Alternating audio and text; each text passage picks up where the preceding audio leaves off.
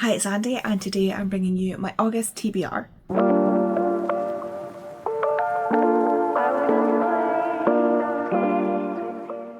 In the month of August, it is time for round 2 of 2026's series TBR-thon, hosted by my best friend Tori.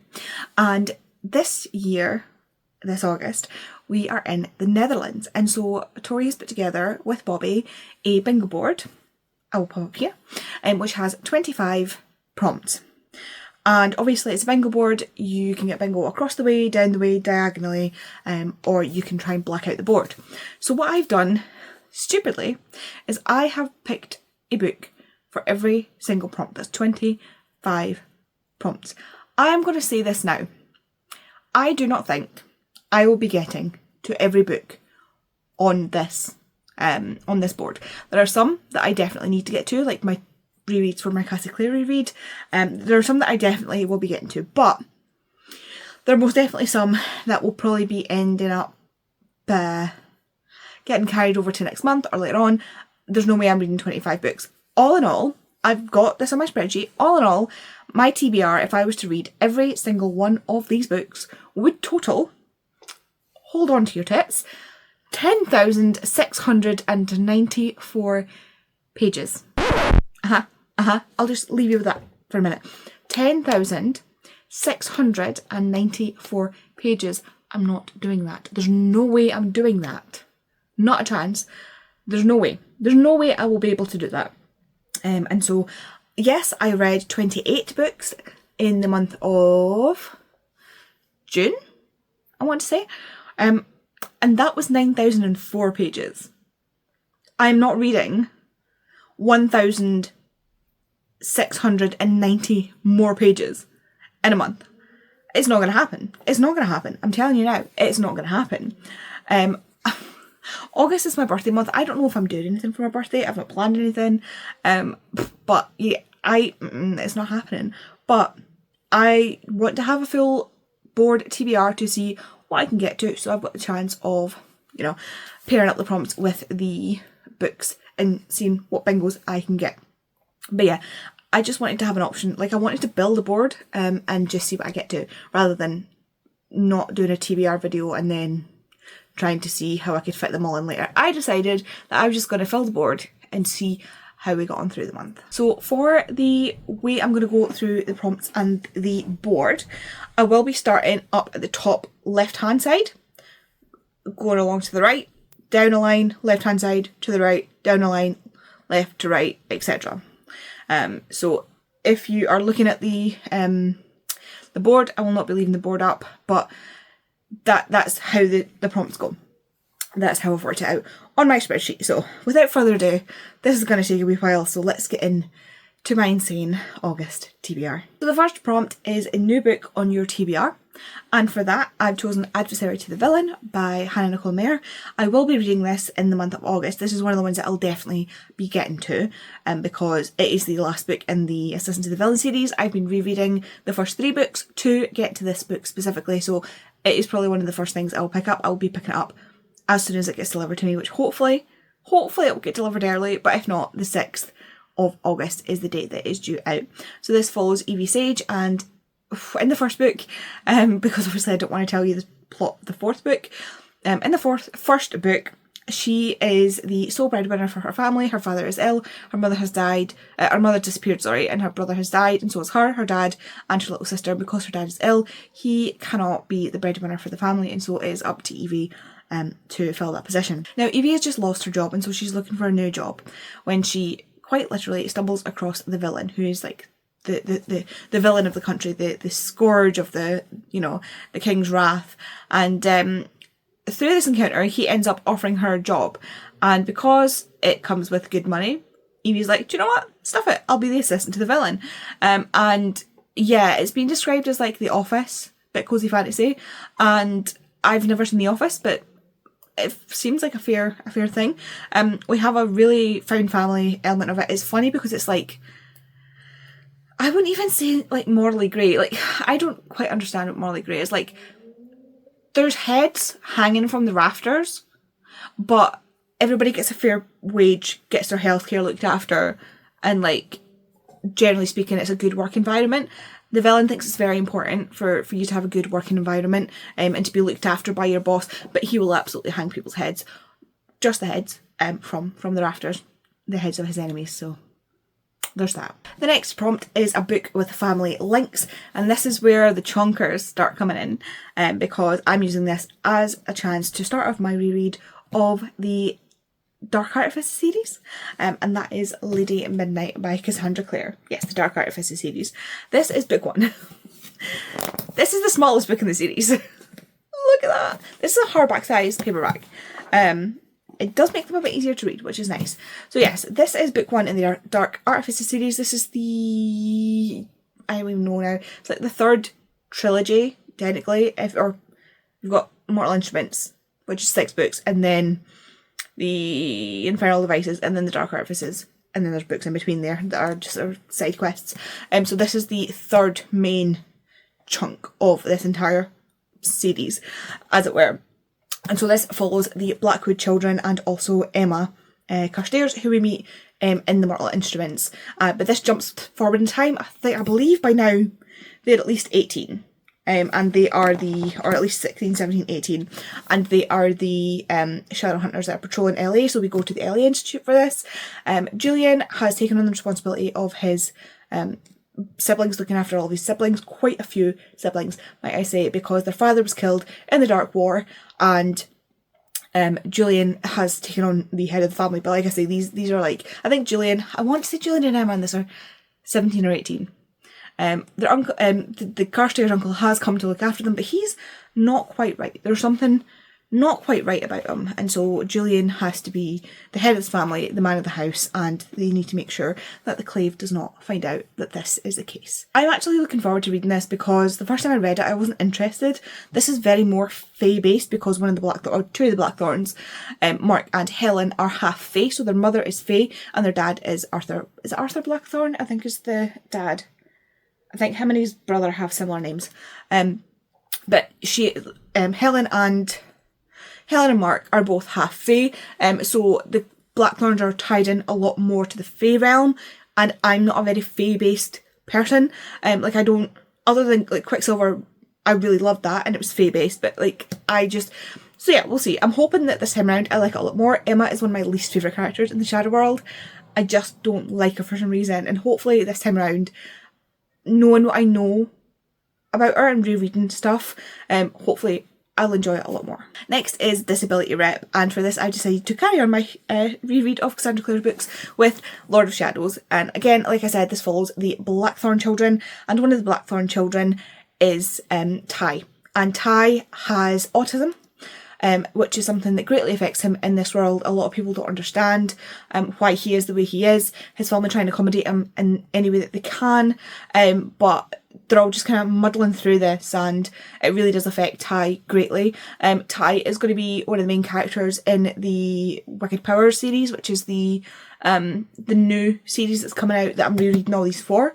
And because this, like I say, follows the Blackthorn children, we do see him a lot, and how his disability not only affects him but the people around him, and how they're trying their best to do their best for him. But you see in the misunderstanding of what is going on with him, how they kind of misstep and how it then affects him as a character or as a person. Next is a book with nature, and for that I've chosen The Life Impossible by Matt Haig. Now, I read the back for this one.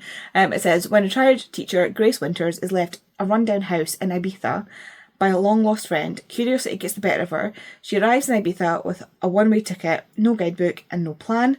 As she explores the rugged hills and golden beaches of the Balearics, Grace searches for answers about her friend's life and how it ended.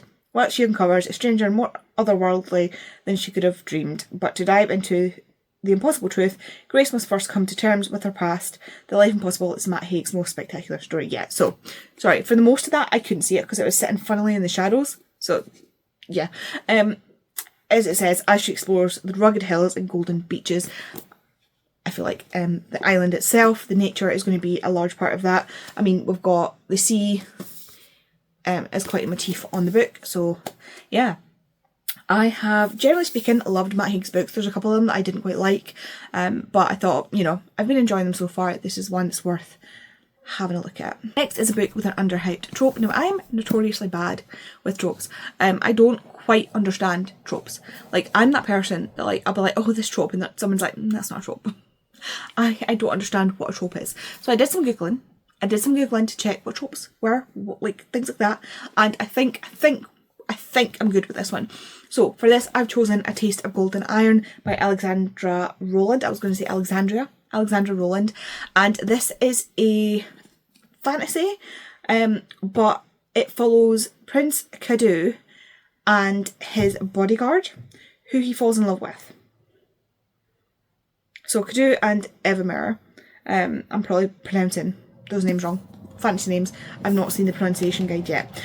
But this is a bodyguard romance, and I feel like the bodyguard romance is another hype trope because I've literally only ever seen one person talk about it. So I'm going with that. So this book, quite funnily, reminds me a little bit of Red, White and Royal Blue, because the prince causes a little bit of an international incident. International in the sense of, like, this is a fantasy world, where an ambassador endangers him, and him protecting himself causes an incident, and his sister is furious. His sister is the queen, and she tells him, you will fix this. You will find a way to fix this. And so he's given a bodyguard. So he and his bodyguard investigate a break-in at a guild, and honestly, I don't know much more about, like, I don't really know much about this at all. This was a recommendation by a bookseller when I was in York, and I'm going blindly off of their recommendation. But yeah, it sounds really good. Next up is a book with art or pictures, and for that, completing my reread for this month will be Queen of Air and Darkness, which is 880 pages. This is a chunker. Normally, like, I hit myself in the face with that book. I don't really care about books being long. Like, I'll read a long book, I don't care. But it's the fact that, like I say, 10,694 pages for TBR. But it's fine, because this is one of the ones that I definitely need to get to. And I don't know if you can see the dark banding in here, but each of these dark bands that you can see is actually a piece of artwork that is in here. I can only assume that's Magnus. I don't actually know. So yeah, every time you see that dark colouring in here, it is a piece of art that's been placed into the book. So I thought that was a perfect choice for this prompt. Next is a 5-star prediction. I'm not going to lie, I had a hard time with this one because I don't really look at books with, like, that kind of, like, I mean, there are some where I'm like, that's going to be a 5-star, but I've used them for other prompts. So it was difficult when I looked at the books I had left. But for this, I've chosen One Medicine by Dr. Matt Morgan. This is a book, a non-fiction book about medicine and what we learn from medicine, about medicine through animals. And this has been recommended to me and given to me by Vicky. And because of that, I'm going to say it's a 5-star prediction. I love non-fiction. I love non-fiction based around medicine. I love non-fiction based around medicine that is talking about how we learn from nature. Because I think that as we delve deeper sometimes, some people get so science-centric and so, like, synthetic science-centric, try saying that 5 times fast, that we forget about how much nature can really tell us. Like, if we look at the original painkillers, it was things like willow bark. If we look at, you know, opium, it came from opium poppies. Now we make all that stuff in a lab. Like, a lot of the drugs that we use as therapeutic drugs are made in labs. They're synthetic drugs, which is fine. That's not a problem at all. But there's a lot of time spent looking for new synthetic drugs for new things, which is, again, great. Love that. Open every avenue. But I feel like a lot of people don't then look back at nature and see if there's anything that plants and animals can teach us or can, you know, help with in that regard. So I'm really excited for this. And yeah, I will probably be listening to this on audio because I do like to listen to my non-fictions on audio. Next is a book with an adaptation, and for that I've chosen Purple Hearts. I've actually already watched the movie for that, which has Nicola Scorsese and Sofia Carson in it, and it was because it has Nicola Scorsese and Sofia Carson in it that I watched it, and I actually ended up really enjoying it.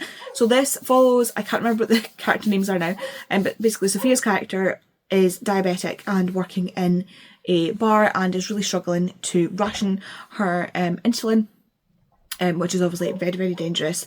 And it follows Nicholas's character, who was a drug addict and has managed to clean himself up and is going into the military. Now, one of her friends tells her, like, why don't you marry somebody that's in the military? You'll then get benefits, like health benefits. You'll be able to get your insulin. And so she approaches her friend, who's not Nicholas Gilligan's character, and says to him, like, will you marry me for this? And he's like, I'm so sorry, I'm going to actually propose to my girlfriend, so that's a bad idea. And she's like, oh my god, that's amazing, like, I love you. Like, they've been best friends since they were children. She loves his girlfriend. She's like, oh my god, yes, you need to do that. And so, because Nicholas Gilligan's character's staying with him, he overhears that and he's like, that is illegal. You cannot do that. Like, his dad is in the military police and he's like, you cannot do that. That is so illegal. You will get caught. You'll go to jail. You will be like, no. And she's like, fuck you. Because she really doesn't like him. He does not make a good impression on her when she first meets him. She does not like him. But then, because he is still trying to pay off a drug dealer, he needs extra money. And as it turns out, the military guys get extra money when they are married. They get like a spousal stipend. And so he goes to her and he's like, you know how I said that you shouldn't do this thing? Well, would you do this thing with me? Would you marry me so you can get benefits and I can get extra money that I can use for reasons that I'm not going to tell you about? And so they agree to this. They get married, and then, the story goes from there. I'm so sorry if the noise outside was like overly distracting there, but with the cars going past and the dogs barking, if I stop every time, I'm going to be here for hours. Next is a book with devotion, and for that I've chosen The Shadow Key by Susan Stokes Chapman. This is a bit of a weird book because I can read the synopsis and then immediately forget what it's about.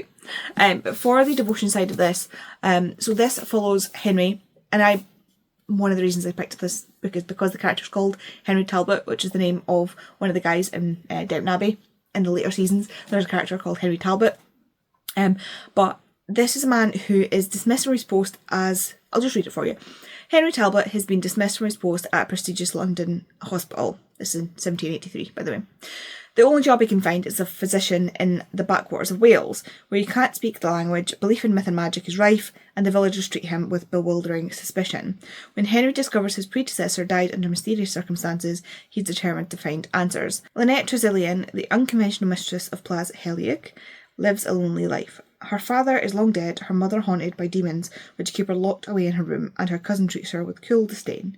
She's had no choice but to become fiercely self-reliant. Lynette has always suspected something is not quite right in the village, but it's only through Henry's investigations that the truth about those closest to her will come to light. A truth that will bind their destinies together in ways neither thought possible. So, given the time frame of it, I'm going to assume that there's some sort of religious devotion in there. He's got devotion to his work. She's got devotion to her family. I just feel like this is going to fit. If I'm wrong, I'm wrong, but I feel like this will fit well. The next prompt is your favourite colour on the cover, and for that I'm choosing Wild Wager. This is a book that I've got on NetGalley, and it is just the most stunning colour of pink. I absolutely love jewel tones, and that jewel tone pink is just gorgeous. This is about a guy who wants to, again, character names just they don't stick in my head. He just wants to escape to his quiet ranch. And she comes along and she is studying wolves, and they end up being stuck together like forced proximity style. And yeah, I'm not entirely sure. It's cowboy romance, forced proximity, she's studying wolves, he just wants to have a quiet life and is quite grumpy. Like, it just sounds so good. The next prompt is jewel shapes on the cover, and this is one I had a lot of trouble with, but I've gone with Part of Your World by Abby Jimenez. Now, after this, I'll have one book left on my physical TBR, and that is Just for the Summer by Abby Jimenez, because I've not read books 1 and 2. So, yeah. Part of Your World is book 1 in the series, and the cover has stars on it, which I think are like jewel shaped, if that makes sense. If you want to argue with me, the moon's also round. Round is a jewel shape. You get like round cut diamonds, blah, blah, blah, whatever. The squares in the buildings that could be like a square cut emerald. So I'm taking it. Part of Your World follows a woman who is from a family, and they are very much like, they are all high level surgeons and they want her to do the same. She's not really interested in that. but is struggling under the weight of her family's expectations. And she meets this guy who lives in a small town, has a very, to her, small life, and I've heard a lot about this, about their relationship being quite toxic, about how she is so horrible to him.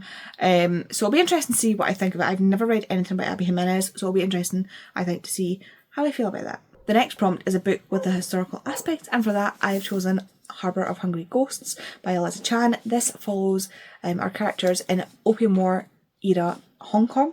I don't know why I tripped over that, but my mouth just didn't want to do it. And this follows characters both from Hong Kong and from Britain, because the Brits have rocked up and have disturbed the old ghosts and gods and mythology of this world. This is supposed to be a mix of like Babel and Buffy, and I can't tell you how interested I am. I love these sorts of stories where it comes to historical Asian mythology. This is not something I've read before, and I'm so excited to get to it. The next prompt is a bit of a gimme, and that is to continue any series, and for that I'm going to continue my reread of Elsie Silver's Gold Rush Ranch series, with the frontrunner, which follows Stefan DeLuca, who I've met in the previous books, and also Mira, who is the vet of the farm. So Stefan DeLuca owns a rival farm, and he is known as being a bit of a dick. And Mira is the vet, like I say, for the farms in general. This starts around a fallen season, and I can't remember which way around it is, but one of the farms has a foal that dies, and the other has a mare that dies in foal. And so one has a mare with no foal, and one has a foal with no mare, and so they connect and say, look, can this mare look after this foal, and, you know, can you please help? And just like, you know, any good person would do, they agree to this, and they end up being, I can't remember if it's Stefan's mare and their foal, and they take the foal to the it's on Stefan's farm anyway. And so that is the start of this, which is quite sad. But Mira obviously has to go back and forward to the farm constantly to look after this foal, and so she interacts a lot with Stefan DeLuca, and discovers more about him and his past, and he is ridiculously flirting with her. I love this couple so much, because Mira is not like the other girls in the previous books. Hate Stefan. They really are against him because they have the wrong idea about him. Not that he helps, that he allows the wrong idea to be taken of him. And although Mira is their friend, and Billy especially has very strong opinions, Mira is not going to be pushed around. She will make her own opinion of someone regardless of what other people think. She will get to the truth of what she thinks of them, not just take for granted what someone else has said. But to say that, she doesn't necessarily want to spend time with Stefan DeLuca, but Stefan DeLuca obviously wants to spend time with her. I love these two. Like, he is one of those characters where everybody thinks he's awful, but deep down he's actually really caring and really nice, and just has that persona.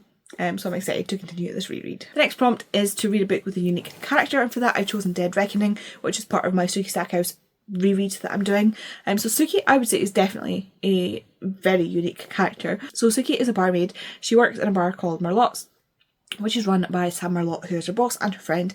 Suki is also a telepath, and when the vampires come out of the coffin, a vampire walks into Suki's bar, and Suki realises that she cannot read the minds of vampires, which she has never experienced before, and she gets thrown into this whole new world of the supernatural community that just expands through the books. But yeah, Suki is very much a unique character. We are only halfway through, and this video might be my 13th reason at this point. Okay, next is to borrow a book. So I've chosen Thrown in the Dark for this, and it is borrowing a book because I'm borrowing it from KU. So this is a new series for me. It is, I think it's called Villains and Virtues. I'm not entirely sure. I can't remember for the life of me. But this is another recommendation from Belle. And it is, she keeps saying it is so much like Assistant to the Villain. It's funny, it's morally grey, it's just that sort of cozy fantasy with stakes and with like that sort of humour. So I'm very excited to read that. This follows, let me see if I can remember. So our main character is trying to do something for his dad, strapped in the stone, and the female main character accidentally touches the stone and it absorbs into her body, and so he then has to try and get this like stone to like separate from her again, unbind from her, but he can control anybody bound to the stone. And so that should be an interesting concept. That's all I really know about this series. but given that every time I've read a Belle recommendation, I've had a great time, I'm just happy to go into this blind. Next is a book with LGBTQIA plus rep, and for that I'm reading First to Finish by Rebecca J. Caffrey. This is a male-male romance, F1 romance, as you can tell, between a driver who is getting down on his luck. He's not really thriving in his racing career when, you know, he used to be this great racer, and then all of a sudden something happens and he's not winning, he's not getting up there. And his engineer, he decides that he's going to help him. He is determined to get him back to the top spot, and obviously during this they fall in love. It's a romance. I really loved the first book in the series. I think it's an interconnected, I don't know if it's interconnected standalones or just like happens to be all F1 romances but they're not connected, but I really liked the first one, so I'm really interested to see how the second one goes. The next prompt is one of your oldest books, and now that is just perfect for me because I have one book that I was bought by Tori in 2023. And this book, guys, gals and non-binary pals, is Mrs. Graham's War by AZebraReads. This is a World War II historical fiction, as you can probably tell. And it is one I've been putting off just because I've not been in the mood for World War II historical fictions, which, if you know me, that's very unlike me. I've just gone off, like, my tastes recently have changed. And I think I've read so many World War II historical fictions that it's more difficult now to find something that I've not read before.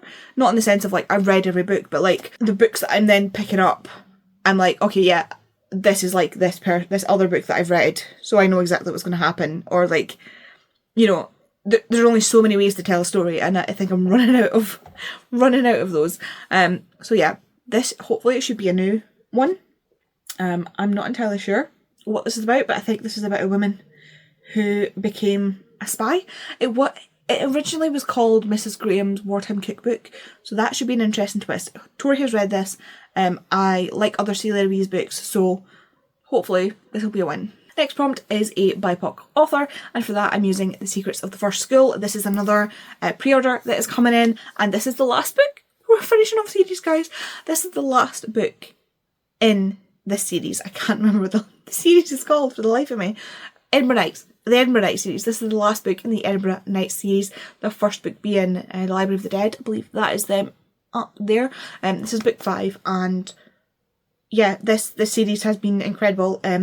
The author is Scottish Zimbabwean, and he uses Zimbabwean culture and mythology along with Scottish well, not necessarily Scottish mythology, but Scottish culture, and the idea of Scottish witchcraft.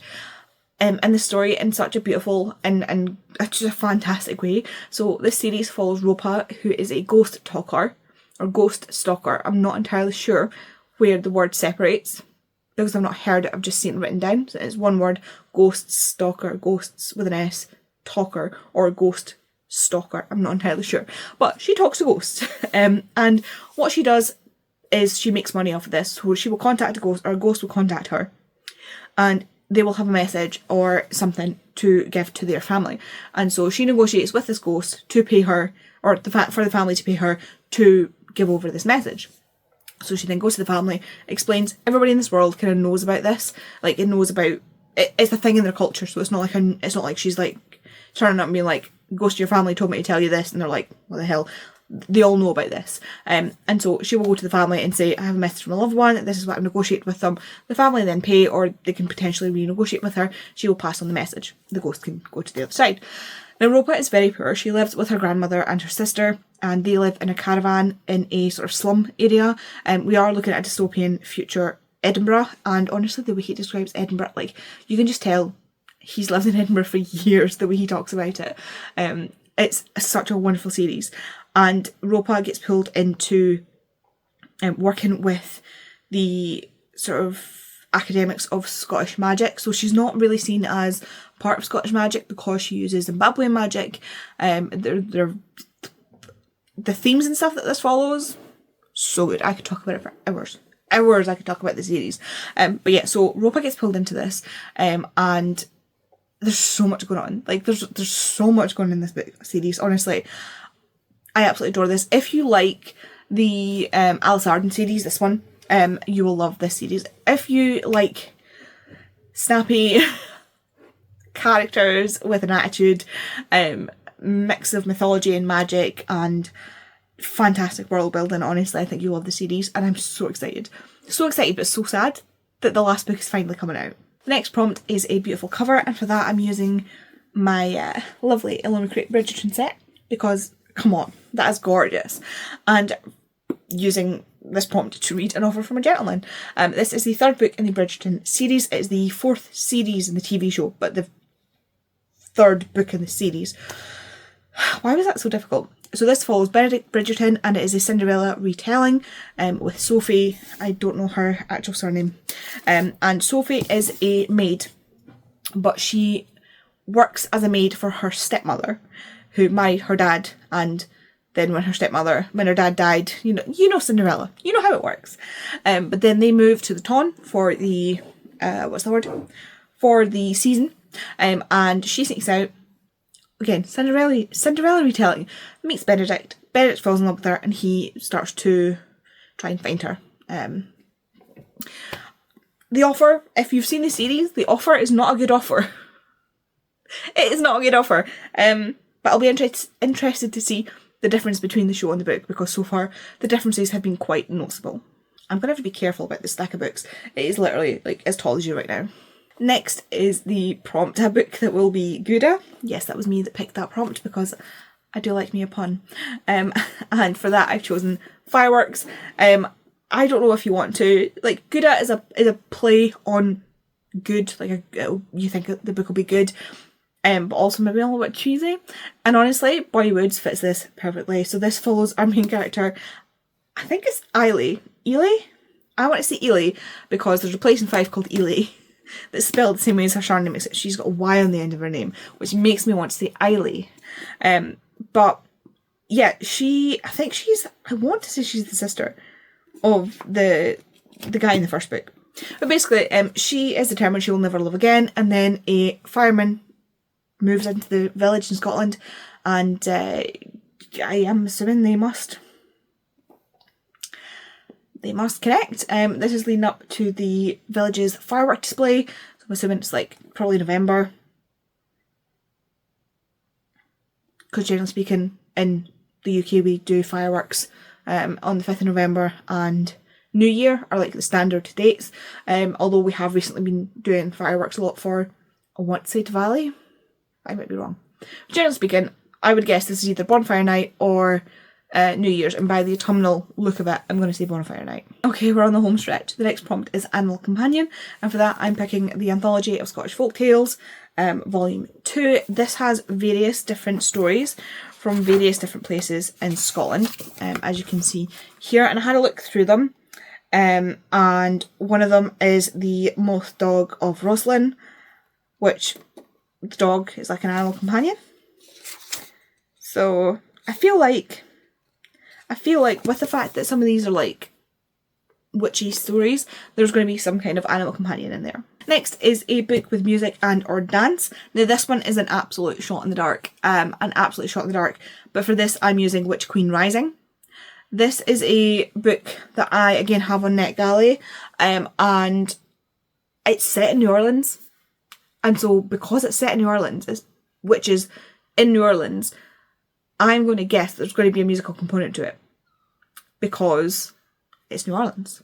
So it's about a witch, obviously, and her mother is the head of the coven, and when her mother dies she's suddenly thrust as the sort of head of the coven, but she's got to figure out why someone is coming for her coven, coming for the witches. But she also has a power that's very, very dangerous. Her power is kind of like, it's very Rogue from X-Men-esque, where her power is to basically feed on other people's power. So it'll be interesting to see how that's done. I'm very excited. I love me a story set in New Orleans. See if you can set a witchy story in New Orleans really well.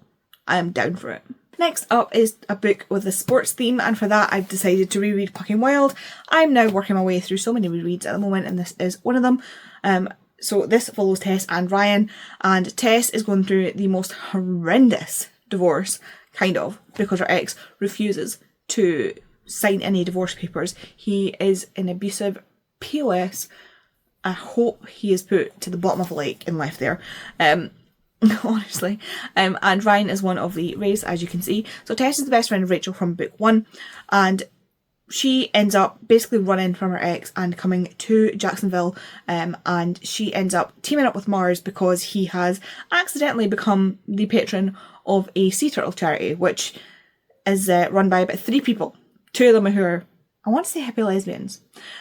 So Tess comes on board to help with sort of the legal side of things because she is a lawyer, and that gives her a chance to get away from her horrendous ex, and hopefully he won't be able to find her. While she's there, she also meets again Ryan because she's been back and forward to visit Rachel, and so she's met Ryan before, but Ryan is like 10 or so years younger than her, and she is like, not happening, not a chance, and he is absolutely like, she is like just got him following her like a puppy constantly. She actually refers to him as puppy, but he is absolutely in love with Tess, and is determined to get her to notice him.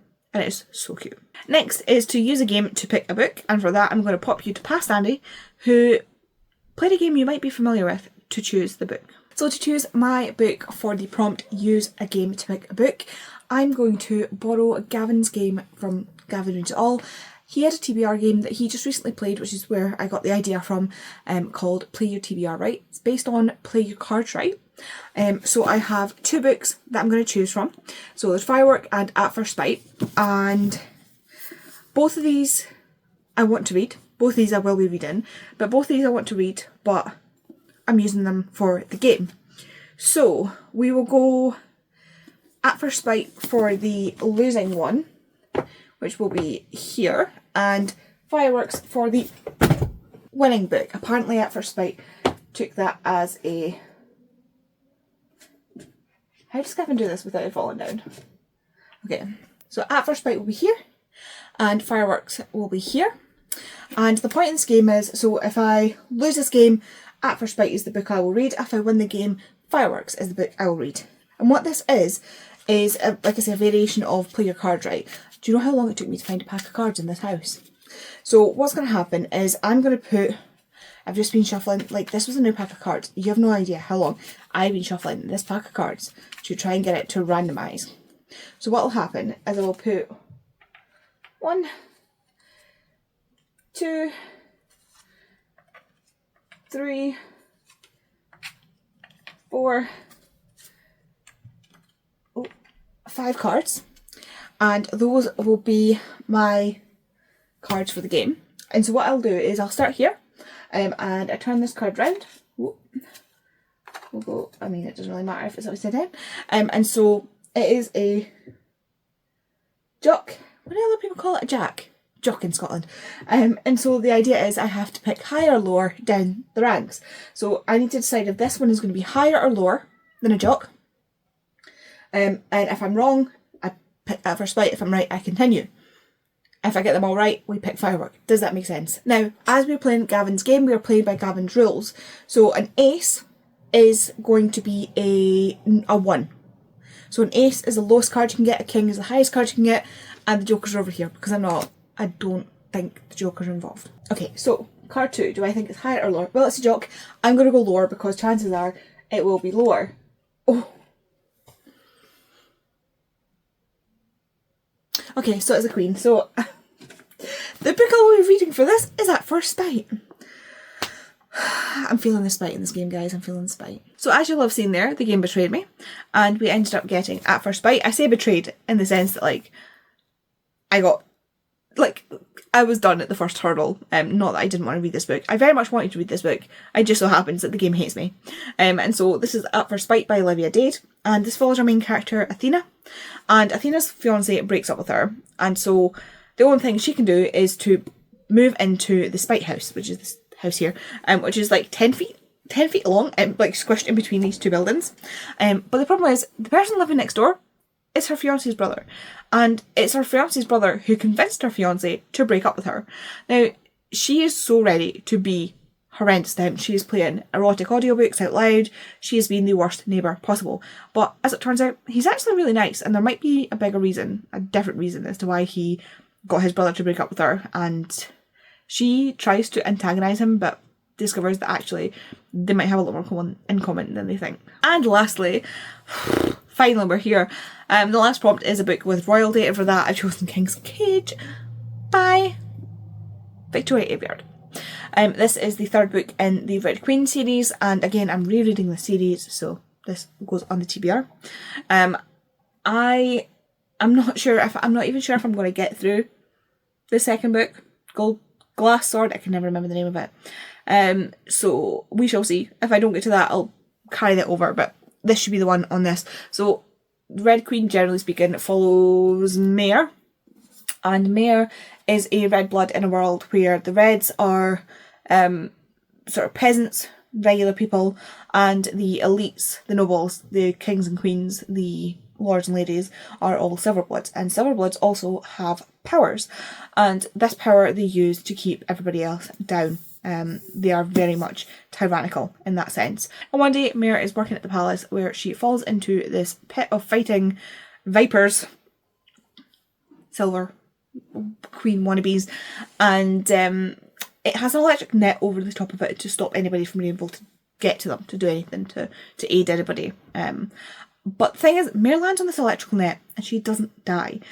And so she is swept off by the king and queen, and they discover that she's a red with powers, and so they try and dress her up like a silver and tell everybody that she's lost silver, and that she is they just thought she was a red, but she's actually a red family took her in, but she's actually a long lost silver, and they try and play it that way. But things in this world are so not what they seem, and she gets wrapped up right bang smack in the middle of it, and in the middle of the two princes. Okay, there we go. That is this was a choice. This was a choice. There's not a single book in here that I'm like, oh yeah, that'll be an easy one to not read. There are ones that I will say are top of my priority read list. I need to stop filming, guys. So my Shadowhunter books, definitely priority reads. My Adversary to the Villain and the Secrets of the First School. I can't speak, guys, help. Those are definitely priorities. And my Sticky Sack, like the rereads that I've been doing are, and my pre-orders are definitely priorities. The ones that will probably fall by the wayside are most likely going to be all the Kindle books, because there's quite a few Kindle books on here. So I don't know, we shall see. Let me know, give me a number between 1 and 25. How many books do you think I'll get to? I'm telling you, it's not 20. If I got to all 25 books, I'm playing the lottery. Not gonna lie. If I DNF books, I'm probably not going to include them as like ticked off. But we'll see. I don't know. Nobody's really policing this. Tori will tell me to probably go easy on myself. But yeah, 25 books is, I'm telling you right now, it's not manageable. I just wanted to have an option for every single prompt. So here we go. Tune in September to see if I managed it and how much it stressed me out. If you want to see vlogs of me reading this, do subscribe. Please like this video if you liked it, and yeah, if you want to let me know you were here but you don't want to leave a long comment, if you leave me some kind of shocked face emoji, like the head blown off, the like something, or even the one, I like the one with the two eyes on the side that's like it looks like he's using a filter. Sorry, my watch is buzzing at me because it's time for me to take my medication. Yeah, please leave that in the comments. Thanks so much for plodding your way through this, and I will see you in the next video where hopefully I will survive this TBR. Bye.